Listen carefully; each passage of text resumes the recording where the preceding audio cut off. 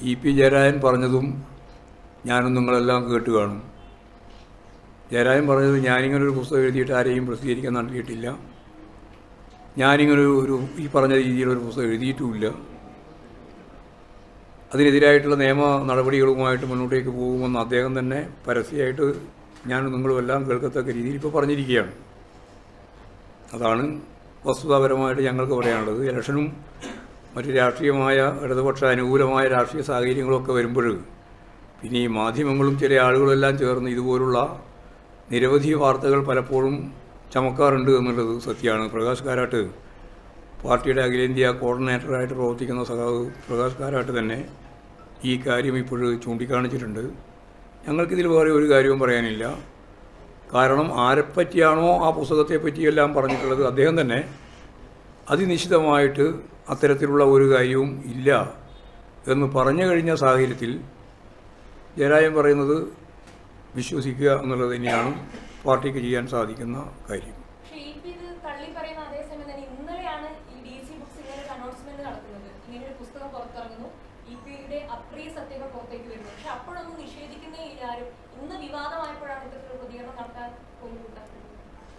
അല്ല, അത് ജയരാജനോട് നിങ്ങൾ ചോദിക്കേണ്ടതാണ്. ജയരാജൻ പറഞ്ഞ കാര്യം ഞാൻ കണ്ടതാണ്, കേൾക്കുകയും ചെയ്തതാണ്. അതാണ് ഞാൻ പറഞ്ഞത്.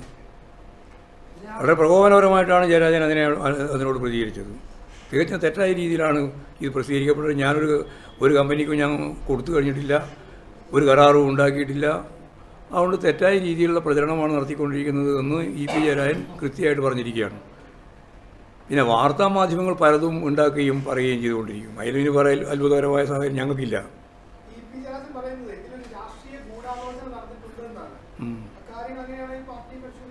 എന്തിന് ജയരാജനല്ലേ പറഞ്ഞത്? ജയരാജൻ പറഞ്ഞത് ജയരാജനല്ലേ മനസ്സിലാക്കുക. പരിശോധിക്കണം. ആർക്കായിരിക്കും തടസ്സം? ഞാൻ പറഞ്ഞ നിങ്ങൾക്ക് മനസ്സിലായില്ലേ? ജയരാജൻ പറഞ്ഞതല്ലേ? ജയരാജൻ പറയുമ്പോൾ ജയരാജൻ്റെ മുമ്പിൽ എന്താണ് വസ്തുത എന്നുള്ളത് പരിശോധിച്ചോട്ടെ. നമുക്കാകെ പരിശോധിക്കാമല്ലോ. 180-ലധികമൊന്നുമില്ല.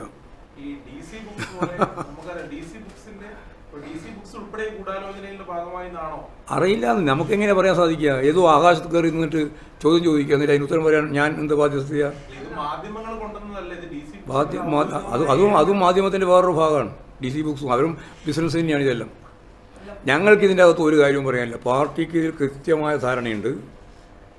സഖാവ് ജയരാജൻ തന്നെ പറഞ്ഞ ഉത്തരമാണ്. ഒരു തരത്തിലും ഞാൻ എഴുതിയതോ ഞാൻ പറഞ്ഞതോ ഞാൻ പ്രസിദ്ധീകരിക്കാൻ കൊടുത്തതോ എൻ്റെ പുസ്തകത്തിൻ്റെ ഭാഗമായിട്ടുള്ളതല്ല എന്ന് കൃത്യമായിട്ട് ജയരാജൻ പറഞ്ഞു കഴിഞ്ഞാൽ പിന്നെ അതിൻ്റെ മേലെ കയറിയിട്ട് വെറുതെ ആവശ്യമില്ലാതെ ചോദ്യം ചോദിക്കേണ്ടത് കാര്യമുള്ളത്.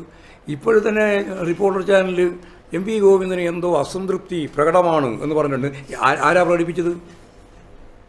റിപ്പോർട്ടർ ചാനലാരാ? ഇവിടെ ആരാ പ്രകടിപ്പിച്ചത്? വെറുതെ ഓരോ കാര്യങ്ങൾ എഴുതി അടിച്ചു വിടുകയാണ്. ഇത് എന്നോട് പറയാനേ ഇല്ല. വർത്താനം തന്നെ പറയാൻ പറ്റില്ല. കാരണം വെറുതെ ആവശ്യമില്ലാതെ വാർത്ത ഉണ്ടാക്കാൻ വേണ്ടി ശ്രമിക്കുകയാണ്.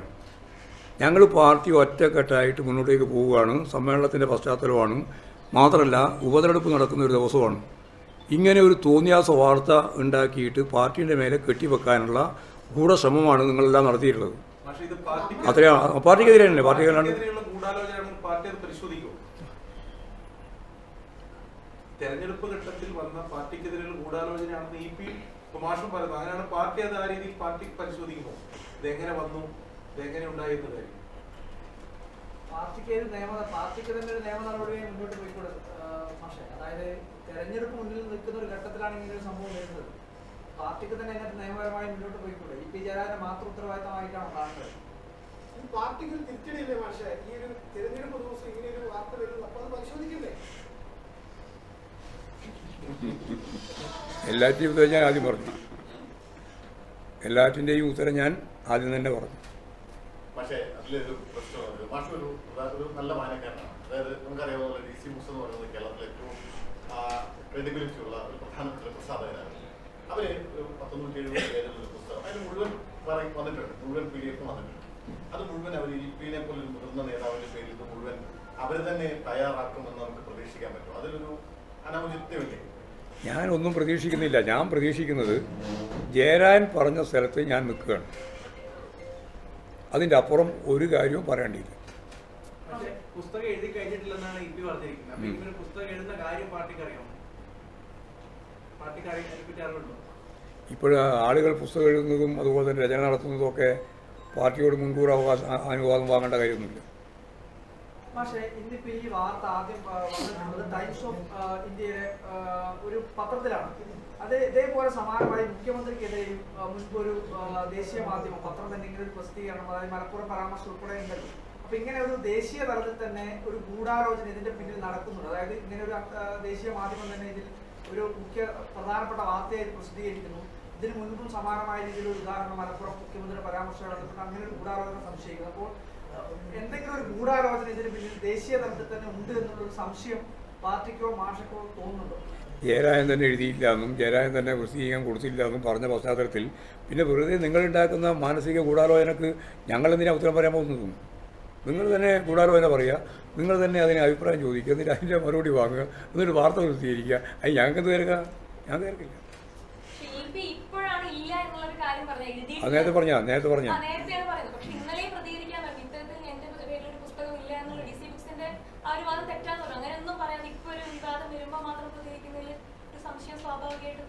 ഞങ്ങൾക്കൊരു സംശയം തോന്നിയില്ല.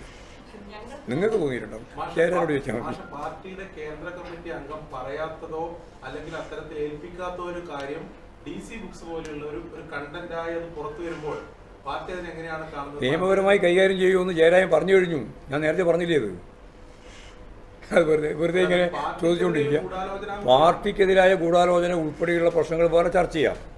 ഇതിപ്പോൾ ഈ പുസ്തകവുമായിട്ട് ബന്ധപ്പെട്ട ഗൂഢാലോചനയാണല്ലോ പറഞ്ഞത് ജയരാജൻ. അത് വെച്ച്